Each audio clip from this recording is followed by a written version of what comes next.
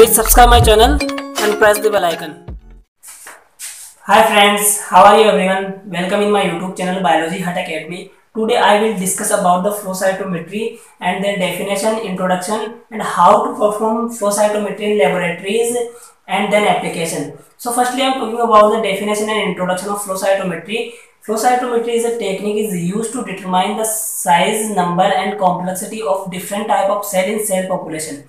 मतलब यहाँ पे कहने का मतलब क्या है, यहाँ पे सपोज कीजिए मेरे पास कोई मिक्सचर ऑफ सेल्स है, मतलब मेरे पास मिक्सचर ऑफ सेल्स है किसी मीडियम के अंदर। अब उस मिक्सचर ऑफ सेल्स के अंदर नंबर ऑफ सेल्स कितनी परसेंट है, पर्टिकुलर सेल की साइज क्या है, पर्टिकुलर सेल्स की कॉम्प्लेक्सिटी क्या है, ये सारी चीजें आइडेंटिफाई करने के लिए अपन जो टेक्निक काम में लेते हैं उसे अपन बोलते हैं फ्लो साइटोमेट्री। आई बात समझ?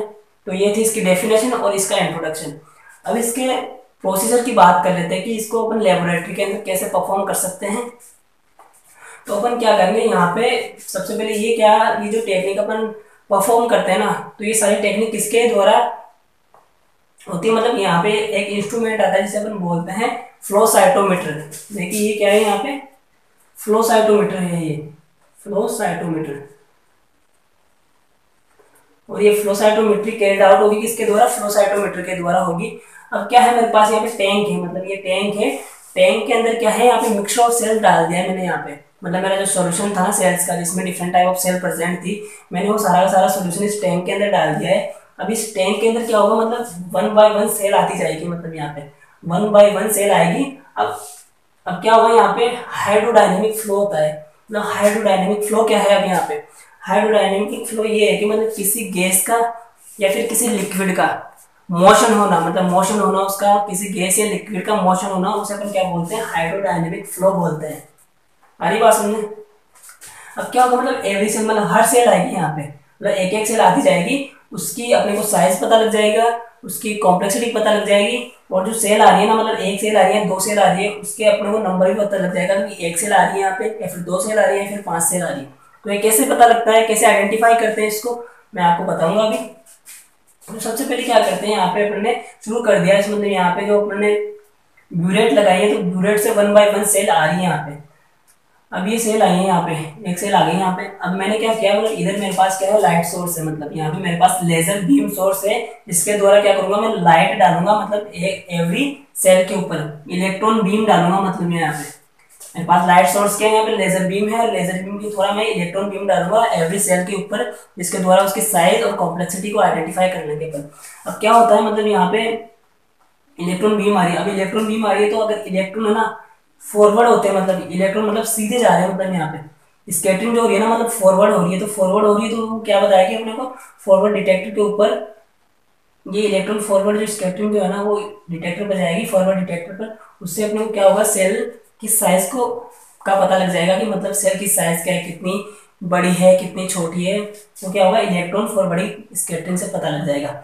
अगर इलेक्ट्रॉन बीम है ना साइड स्कैटरिंग हो रही है, मतलब वो फॉरवर्ड स्कैटरिंग ना होकर साइड स्कैटरिंग हो रहे हैं, मतलब इलेक्ट्रॉन बीम, तो उससे ये जो साइड डिटेक्टर है ना, वो अपन को क्या बताते हैं कि मतलब सेल कितनी कॉम्प्लेक्स है, मतलब सेल की क्या कॉम्प्लेक्सिटी है। अब कॉम्प्लेक्सिटी का क्या मतलब है यहाँ पे, मतलब किसी सेल के अंदर डीएनए कितना परसेंट है, आरएनए कितना परसेंट है, प्रोटीन कंटेंट कितना परसेंट है, एंजाइम कितना परसेंट है, या फिर different type of amino acid या फिर डिफरेंट टाइप ऑफ एंजाइम कितने परसेंट, तो ये सारी चीजें क्या होती है, कॉम्प्लेक्सिटी होती है किसी सेल की। हरी बात समझे? तो ये क्या करेंगे, साइड डिटेक्टर, ये दोनों साइड डिटेक्टर अपने को सेल की कॉम्प्लेक्सिटी को बताने का काम करते हैं, आइडेंटिफाई कराने का काम करते हैं ये साइड डिटेक्टर। अब क्या होगा, मतलब एवरी डिफ्रैक्शन हो रहा है यहाँ पे, मतलब एवरी डिफ्रैक्शन हो रहा है इलेक्ट्रॉन बीम का, मतलब हर सेल के ऊपर इलेक्ट्रॉन बीम पड़ रही है, तो उस इलेक्ट्रॉन बीम पड़ने से अपने को नंबर ऑफ सेल्स पता लग जाता है, मतलब यहाँ पे कितनी नंबर ऑफ सेल्स आ रही है, मतलब यहाँ पे देखो every deflection of electron beam gives us information about the number of cells. मतलब यहाँ पे एवरी डिफ्लेक्शन होगा ना इलेक्ट्रॉन बीम का, वो हमें नंबर ऑफ सेल्स को बताएगा कि यहाँ पे नंबर ऑफ सेल्स कितनी है। आई बात समझे?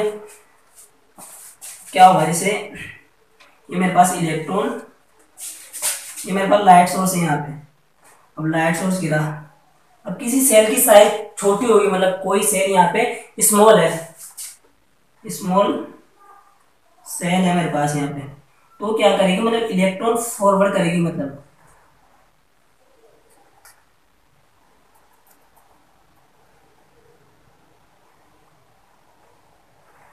जो फॉरवर्ड जो होगा ना इलेक्ट्रॉन फॉरवर्ड स्कैटरिंग वो लेस अमाउंट में होगा। अगर साइज मेरे पास सेल की साइज यहाँ पे स्मॉल है, मतलब सेल की साइज मेरे पास यहाँ पे स्मॉल है, तो यहाँ पे क्या होगा, तो फॉरवर्ड स्कैटरिंग जो होगी ना वो भी लेस अमाउंट के अंदर फॉरवर्ड स्कैटरिंग होगी यहाँ पे। आ रही बात समझ में? अब किसी सेल की साइज बड़ी है, मतलब यहाँ पे मतलब कोई लार्ज सेल है मेरे पास, यहाँ पे लार्ज सेल देखिए मेरे पास लार्ज सेल है, तो जो साइड स्कैटरिंग जो होगी ना, मतलब जो इलेक्ट्रॉन फॉरवर्ड स्कैटरिंग जो होगी ना, सेल की साइज यहाँ पे बड़ी है तो इलेक्ट्रॉन फॉरवर्डिंग स्कैटरिंग जो होगी ना वो यहाँ पे क्या होगी, हाई होगी। देख रहे हो यहाँ पे आप? तो उसमें क्या था, पहले वाले में जब मतलब स्मॉल सेल थी तो उसमें एक सिंगल फॉरवर्ड स्कैटरिंग थी। यहाँ पे different type of forward scattering है, मतलब यहाँ पे क्या है कि सेल की साइज जो है ना वो लार्ज है, यहाँ पे लार्ज सेल साइज है, यहाँ पे लार्ज सेल साइज है यहाँ पे, तो क्या होगा, इलेक्ट्रॉन फॉरवर्डिंग स्कैटरिंग जो होगा ना वो ज्यादा होगा यहाँ पे। अब यही बात आती है इसके ऊपर, किसके ऊपर, कॉम्प्लेक्सिटी की बात करते हैं ना, तो कॉम्प्लेक्सिटी के अंदर भी सेम प्रोसीजर होगा। मतलब यहाँ पे क्या है, मेरे पास लाइट सोर्स है, यहाँ पे ये लाइट सोर्स है, लाइट सोर्स। अगर कोई सेल है ना मतलब कम कॉम्प्लेक्स है, मतलब लेस कॉम्प्लेक्स है ना, यहाँ पे लेस कॉम्प्लेक्स है, तो साइड डिटेक्टर है यहाँ पे, ये साइड डिटेक्टर है, तो यहाँ पे साइड स्कैटरिंग जो होगी ना वो एक लेस अमाउंट में होगी, मतलब कॉम्प्लेक्स है ना, लेस कॉम्प्लेक्स है यहाँ पे सेल, कोई सेल लेस कॉम्प्लेक्स है यहाँ पे, तो साइड जो स्कैटरिंग जो होगी ना इलेक्ट्रॉन की वो भी लेस होगी यहाँ पे। अगर सेल की साइज मतलब सेल की कॉम्प्लेक्सिटी यहाँ पे ज्यादा है, मतलब सेल बहुत ज्यादा कॉम्प्लेक्स है यहाँ पे, है ना, तो जो क्या होगा, जो साइड स्कैटरिंग जो होगी ना वो भी हाई होगी यहाँ पे। आ रही बात समझ में? मतलब यहाँ पे कॉम्प्लेक्स ज्यादा है, यहाँ पे सेल एक हाई कॉम्प्लेक्सिटी है सेल की। पहले वाले में क्या था, पिछले वाले में वो लेस कॉम्प्लेक्स थी, तो जो साइड स्कैटरिंग था ना इलेक्ट्रॉन का वो लेस था। यहाँ पे क्या है, कॉम्प्लेक्स सेल ज्यादा कॉम्प्लेक्स है, तो जो साइड स्कैटरिंग जो होगा ना इलेक्ट्रॉन का वो ज्यादा होगा, यहाँ पे हाई होगा। आ रही बात समझ? मतलब यहाँ की जो मैंने प्रोसेस जो है ना मैंने यहाँ पे बता दी। मतलब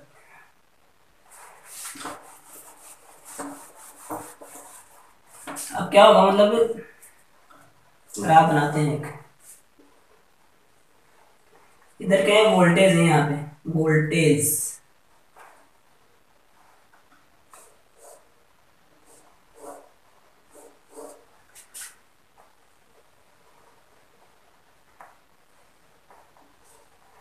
अगर कोई सेल की साइज जो है ना वो मतलब सेल की साइज क्या है, यहाँ पे स्मॉल है, तो स्मॉल है तो यहाँ पे वोल्टेज जो होगा ना, मतलब जो इलेक्ट्रॉन का वोल्टेज जो होगा ना, यहाँ पे इलेक्ट्रॉन वोल्टेज वो भी कम होगा यहाँ पे।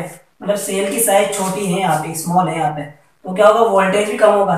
जैसे जैसे सेल की साइज बढ़ेगी ना वैसे वैसे वोल्टेज भी इंक्रीज होगा यहाँ पे, जैसे जैसे सेल की साइज बढ़ेगी ना यहाँ पे वैसे वैसे वोल्टेज इंक्रीज होगा यहाँ पे। अब सेम सिचुएशन क्या होती है, कॉम्प्लेक्सिटी के अंदर भी सेम सिचुएशन आती है यहाँ पे, कॉम्प्लेक्सिटी के अंदर भी सेम सिचुएशन आती है यहाँ पे।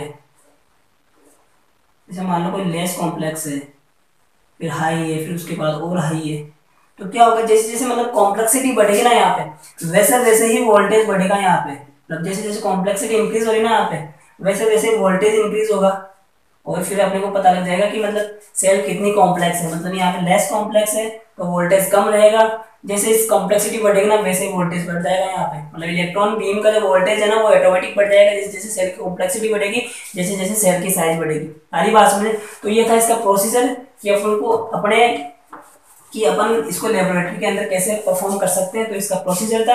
अब मैं इसके एप्लीकेशन की बात कर लेता हूँ कि फ्लो साइटोमेट्री की एप्लीकेशन क्या है।